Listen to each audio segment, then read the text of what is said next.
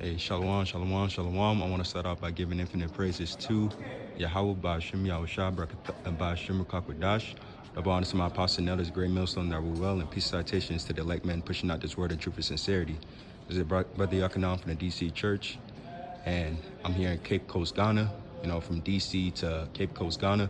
And this is the slave castle where they kept the male slaves right before the point of no return.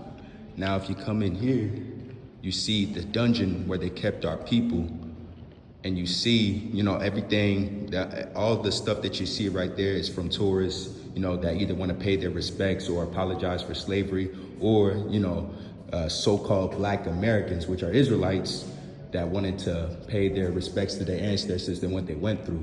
Now, when our people were kept in here, the male slaves were kept in here.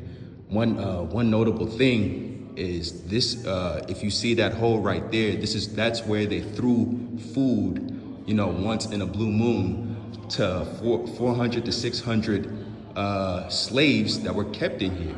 Now, when you throw food in such a small hole, and let's say somebody was right here, what do you think that happens? The same people that were enslaved together would fight over that same food. That's why this room is also called the survival of the fittest, because you would have our people having a fight over food, over scraps, in order, in order to survive. And it's right next to the point of no return, which is right here, And if you look at the sign, it says slave exit to waiting boats. So this is the passage or the intersection in between here in the dungeon and the point of no return, which is right here. Now, when you go right here, this is the intercession place where they kept our people right before the point of no return.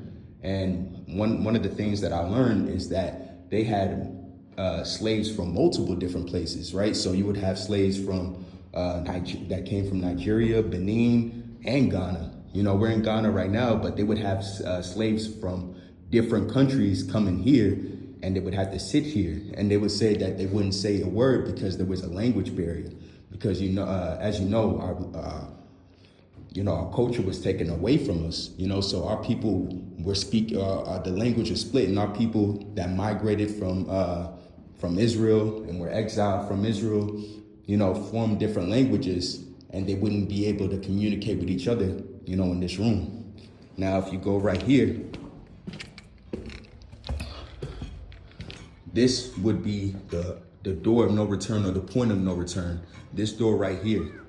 Now, when you had the slave ships, the slave ships would be far off, right? The big slave ships that would hold our people, but you would have them come one at a. You would have small boats that would carry our people one at a time to take them to the larger slave boats where they packed our people like sardines and sent them out.